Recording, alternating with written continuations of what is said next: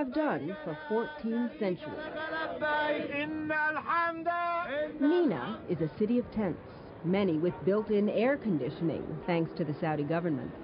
Pilgrims spend the night here preparing for a one-on-one with God at their next stop, the Valley of Arafat. It's a great equalizer. You know, no Howard Johnsons or Holiday Inns. You know, everybody's doing the exact same thing. In years gone by, pilgrims trekked to Mecca, to Mina, and on to Arafat by horse, by camel, by foot. Nowadays, they go by bus. Caravans of buses, some 20,000 of them this year, carried pilgrims from place to place. That whole experience for me was purely patience and perseverance. You know, because it stretched my patience past its limit and created new limits. You know, but I had to persevere.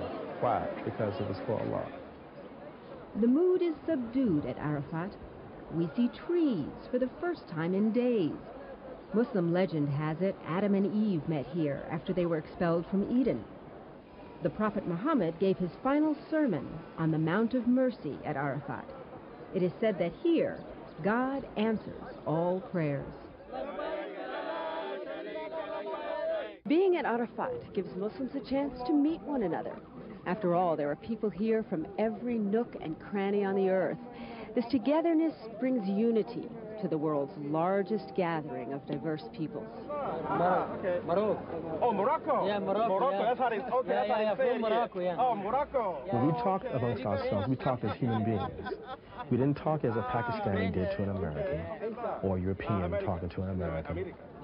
We talk as Muslims, as human beings to one another. The issue of race, the issue of ethnicity, the issue of nationalism was non-existent.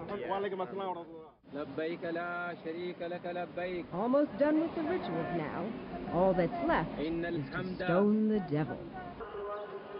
Pilgrims act out another episode in Abraham's life.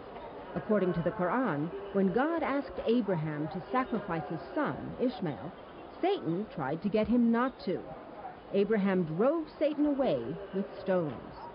We are also stoning the devils in our own lives because we're always tempted by the devil every single moment of our lives, inwardly, outwardly. Do you feel them raining on your back of your heads, the pebbles? You know, it's really funny. I had a kufi on, right? And it's good to wear a kufi because you felt some coming on your head. Even when I was really concerned, I almost fell back and I almost lost my glasses and I almost stumbled and fell into the crowd. And for a brief moment, you know, I thought, okay, this may be it. You know, Allah knows best.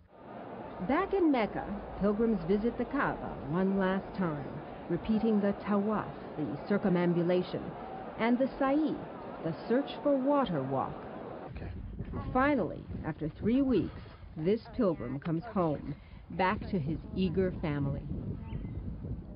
I didn't see a stark change, and you know, you're looking from the minute they come through the gate of the airport.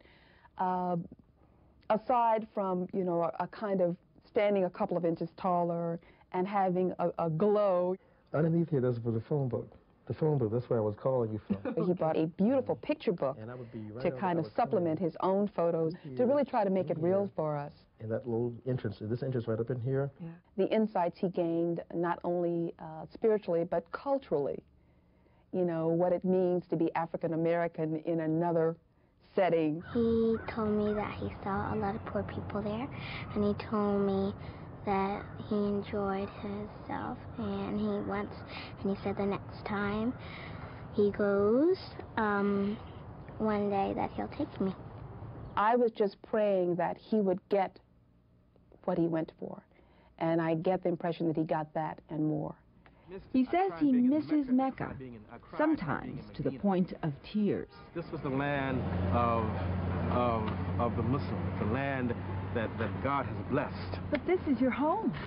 But that's also my home now. That is my spiritual home now. When you go there with your heart wide open, like an empty vessel,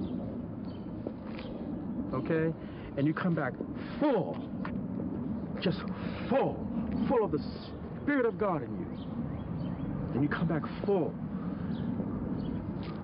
it does something to you. And you begin to cry, and you begin to think about it, and it's just like, it really just affects you in a profound way. Yeah, it's really real.